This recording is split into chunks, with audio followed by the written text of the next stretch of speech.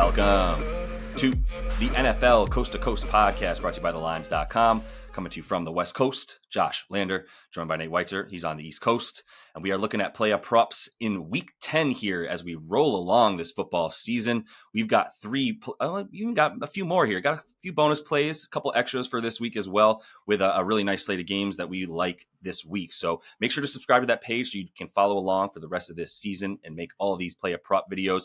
Also got plenty of other great content on the Lines YouTube channel for the NFL each and every week. So make sure you're not missing any of that stuff. Also, Nate, let's go ahead and get right into your first pick. We got a lot to get through this week. Yeah, lots to like here. Garrett Wilson is where I'll go with the first one. And you can get 66.5 yards at FanDuel. Other books are about 2 yards higher. But FanDuel's got some discrepancies here.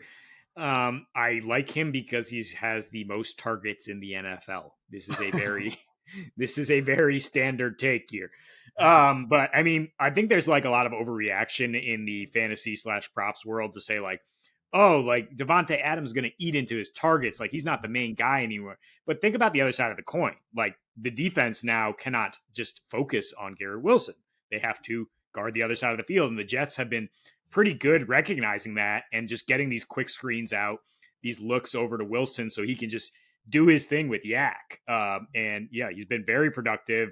2 with Adams, 3 without. He's got 60 targets over the last 5, 94.5 yards per game.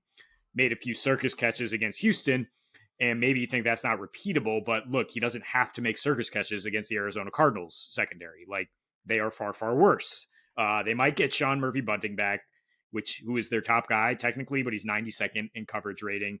And, on the other side, Starling Thomas has just been food. They are 8th in yak allowed, which is key here for the Cardinals, 8th in yards and receptions, 6th lowest pressure rate, which is obviously huge for Aaron Rodgers, who doesn't seem to have the mobility he used to at all. And they give up the 5th most first downs via pass. I think you can attack them. I think the perception might be skewed after the Bears basically just quit on the entire game last week. And people are like, are the Cardinals defense good? It's like, no, DJ Moore was like running, like walking off the field while the ball was live. And they're just like side-eyeing Matt Eberflus, like, when is this dude getting fired? For throwing them under the bus. So yeah, you can throw that game out. On the other side, though, I think the Cardinals offense will have some success here. They should be able to run the ball. They might be able to build a lead, give the Jets a negative game script. And that's why during this 3-game win streak, they've allowed 73% of their yards via pass as other teams are trying to match them. That's the 3rd most in that span. So plenty of passes, and the guy getting the most targets should have a healthy workload. Brilliant. Absolutely brilliant. And you've got all the pass heavy Jets offense to help you out there. Breece Hall is definitely the victim of Devontae Adams being there more than Garrett Wilson, in my opinion. You've got 2 incredible wide receivers on the outside, and Aaron Rodgers does not need to throw the ball in the middle of the short middle of the field very much. They'll use that over run plays at this point. It feels like they pass like the 3rd most when they're leading. They've got even in neutral game scripts, they're still passing in the top 5 most at highest percentage of their plays with passes. So yeah, like Garrett Wilson ain't going to suffer too much. That's for sure. Like Devontae maybe getting a couple deep targets here and there, fine. But Garrett Wilson's also upped his ADOT since like the first 3-4 weeks of the season when he was struggling. It was like, yeah, maybe we should have this super athletic guy who can beat guys all over the field, run further down the field than 7 yards. And since then, the yards have been a lot more plentiful for him. So I love continuing to back him. I'm going to back another wide receiver who is awesome, and that's George Pickens. He has Russell Wilson as his quarterback now. 63.5 receiving yards. You can also get the Tutty Nate at 2-1. I know you like that for Pickens. You like that mostly because he's capable of getting one for 50, right? On every game. This is one of the top, let's call him top 3 deep targets in the league this season. And has been really since he came here. But he just missed that big game on Monday night with a couple of misses there. But he's got the full week now with Russ at quarterback and still had some good game, obviously, there. But and now Mike Williams on the other side, which will be helpful, hopefully, to keep that defense honest. Maybe you've got a legit number 2 at wide receiver as he was no longer needed elsewhere. But they are going up against that Commanders pass D, and we know what that is. So it's 27th in opponent red zone touchdown percentage, if you want that. The opponent completion percentage for the yards and even the touchdown. They are 24th, limiting that. 21st in yards per attempt as well. So the deep ball is available for you. We've kind of been riding giving a lot of crap this year to those Commanders cornerbacks for sure. And now they do have Lattimore, but still questionable with a hamstring. And so I just don't know that he's really going to make a difference in this one yet, especially because of how important it is that your secondary is sort of in sync and not leaving guys open at random moments. It's not a place on the field that you can really just come in and just figure it out right away. So either way, like this is George Pickens coming back, and like his surge started like a week or two ago now, and then they went into the bye, but that should only help him, right? He got benched, as we know, against Dallas. I say benched, but he just wasn't getting the same level of route participation, snap share, all that type of stuff, indicating that there was some stuff between he and the coaching staff more than just him not being able to play. But since then, a 93% route participation rate. He's had 22 targets, including 5 inside the red zone, and not 107 air yards in 2 weeks, 107 air yards per game in 2 weeks, where that also ranks in the top 10 over the course of that time period. So love this dude, man. I mean, as long as like the behavior issues aren't there and his quarterback is capable of throwing the football further down the field than 10, 12 yards accurately, which Russ Wilson in the deep ball down to the side, we should feel good about this continuing to be like a match made in heaven. Yeah, I mean, you said he could break a 50-yard plus touchdown. I mean, we also saw in that last game that Russ is looking at him in the tight windows in the red zone, and so that's why it's key that Washington has given that up. They've actually been run on a lot more than passed on, which is surprising. But that's Dan Quinn. That's the coaching, right?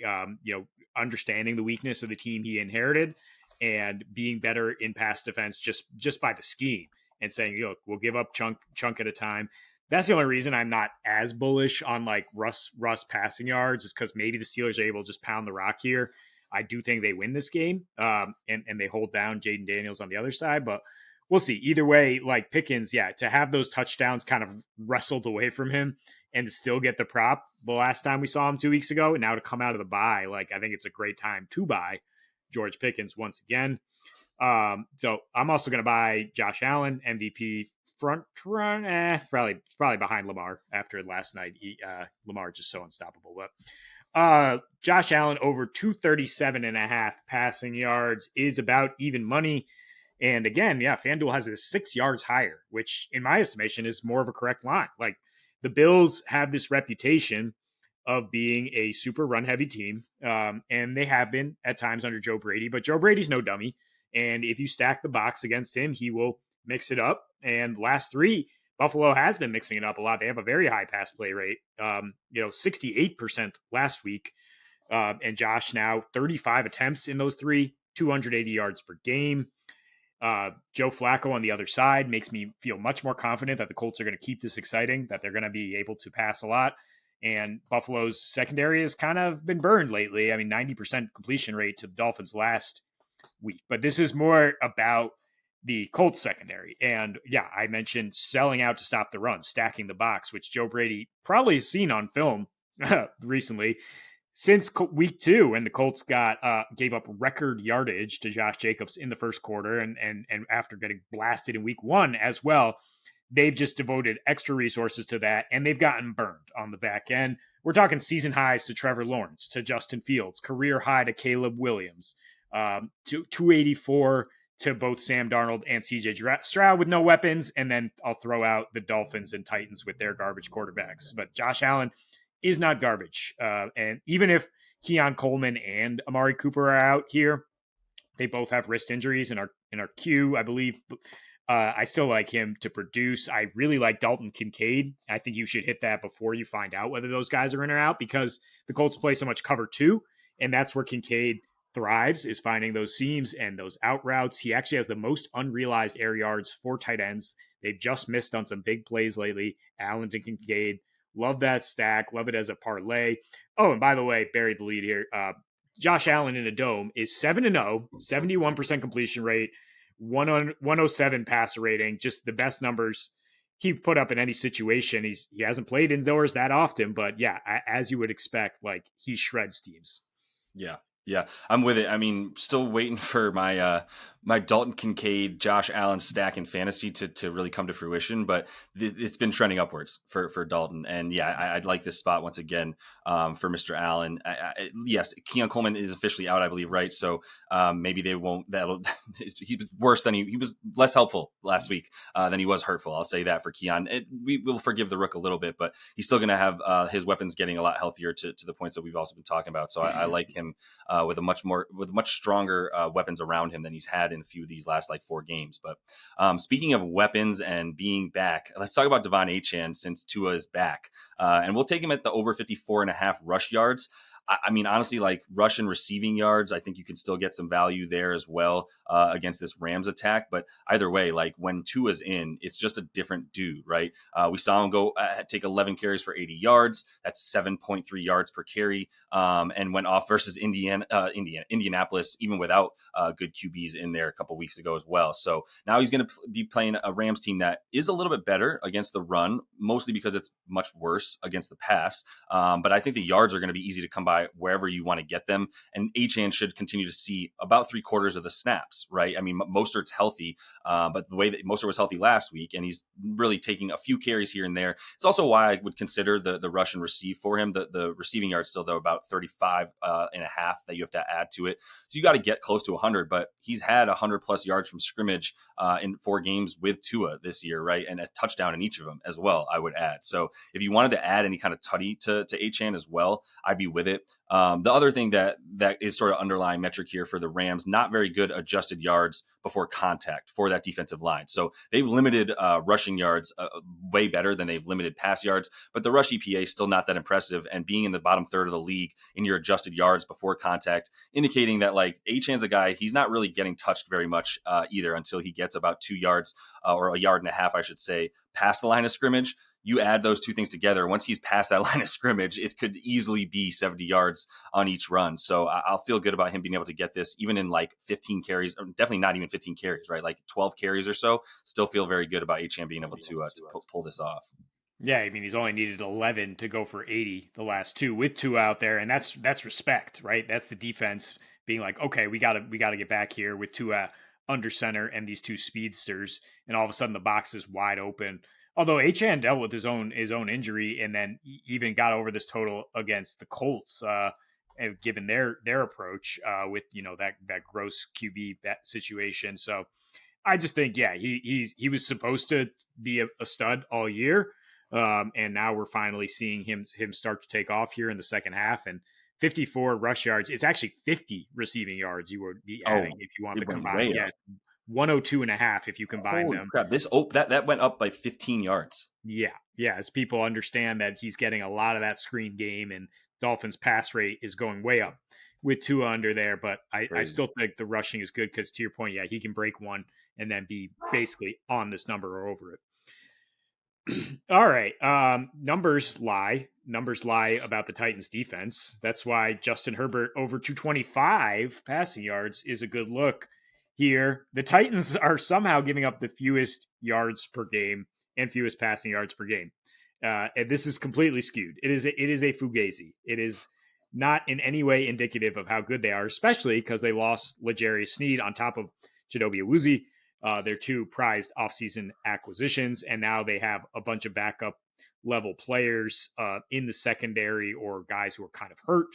And they just haven't played good offenses, or when they played the Lions only had to produce like 180 yards because the Titans just gave them the ball in scoring position every single time. So expect a more normal game script here, although wild card Bill Levis is apparently Bill Levi's, as our guy Matt Brown calls him, since he cost everyone money the first few weeks.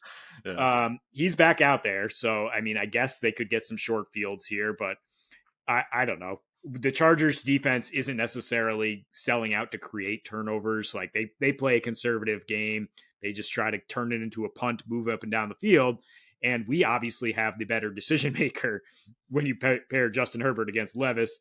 And look, they've changed their approach since the bye.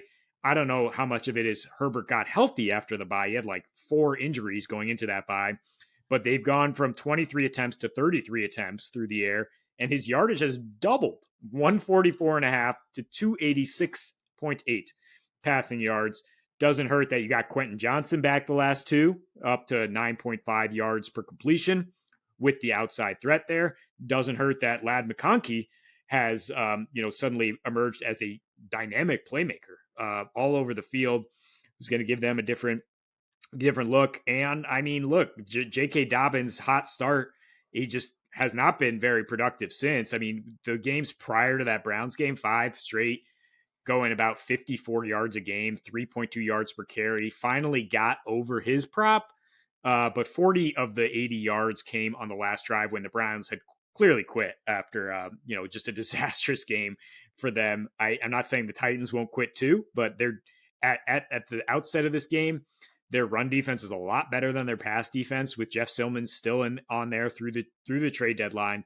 And Herbert is it just carves people up, man. Like I want to ride with that guy.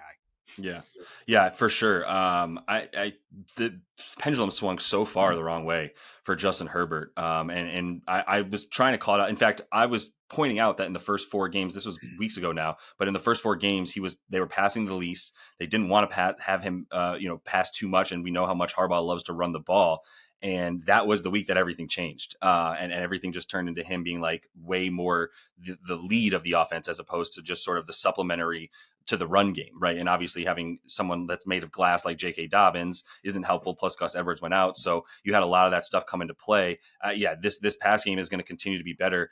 I somehow stole Justin Herbert in a fantasy trade for Jared Goff, and I got a draft pick for next year. So people were so far down. I was like, I'm happy to take Herbert off people's hands, knowing that he's going to have, other than this game, which Tennessee, I think there's at least some legitimacy to how slow and mucky they play on defense and on offense, to be honest. But either way, like they don't have the talent right now to hang with Herbert, and we'll see with Cuge. If Quentin Johnson is the this is his first 100-yard game of his career, and we'll see if that leads to more, because now that he is healthy, like he's always had the ability. But let's get to my final play here. I'm going with an under.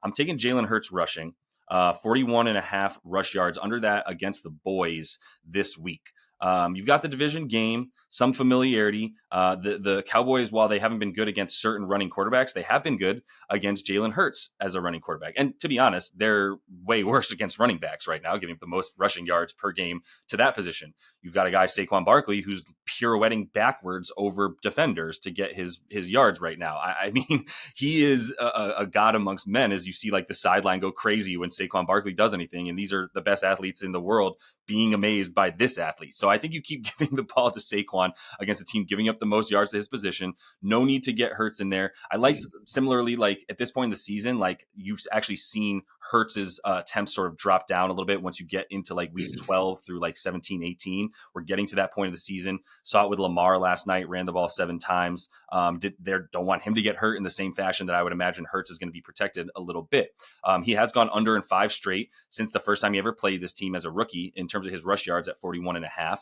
And we should be seeing Micah Parsons back. I mean, that would be huge for this bet. Micah Parsons, that will be his role. We've seen him do that against rushing quarterbacks. Just do not let them get to the outside, right? And Hurts much less effective if you keep him inside the tackles, obviously, than outside at that point, being a little bit smaller. He's elusive. Maybe he gets a few of these like 5-6 yarders up the gut, just because the Cowboys will be bringing pressure, but they bring pressure with a spy as well, right? And they are blitzing like the 4th most, but once again, it's a lot of spy stuff in there to keep those guys inside the tackles. And if you've got Saquon's at 90.5 yards now, I believe is the most updated number for his rushing yards. So like, while this Cowboys team will give it up on the ground, like you don't need to use your quarterback in designed runs. So if you limit those design runs, which by the way, last week, those I have mentioned those rush attempts going down last week as well. They were down at last week versus the Jags, rather I should say 13. But I wanted to point out who he's run the most against. The Jaguars, complete pass funnel, who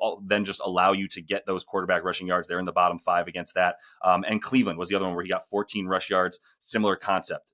A lot of fire blitzes selling out to get you and not necessarily being able to. They've been a little bit better against the pass, but worse than we thought for Cleveland. So I think if you look at the sort of similarities between teams that are playing defense like Dallas as opposed to teams like the Browns and the Jags that are just all out, then yeah, I think you're going to see a lot fewer opportunities for a guy that's not going to have that many design runs anyway. Yeah, I mean, this is a comfortable spot for the Eagles. The -7.5 tells the story, right? And you can play this with a lot of different quarterbacks: Mahomes, Allen, even Lamar, is to say, like, when they aren't very concerned about the opposition, they're not going to be taking off and risking their body very often. I mean, and you need kind of explosive runs to get over 40 as a quarterback.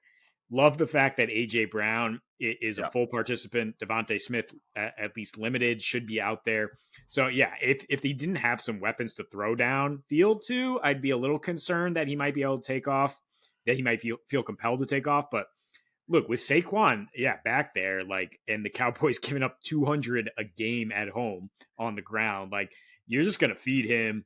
Hurts will get his carries, mostly on the tush push, though, mostly on those short runs. And I just don't think, yeah, he can get enough explosive plays to get over 40 yards. I mean, it's certainly possible, but yeah, I think it's a sharp look to take the under here. Yeah, I'm with it. And this is that time of year, like you're saying. So that is all the time we have for you, though, in the NFL Play At Props this week. Make sure to subscribe to that page so you don't miss any of these videos. We're bringing it to you each and every week throughout this NFL season. And until we see you next, happy betting.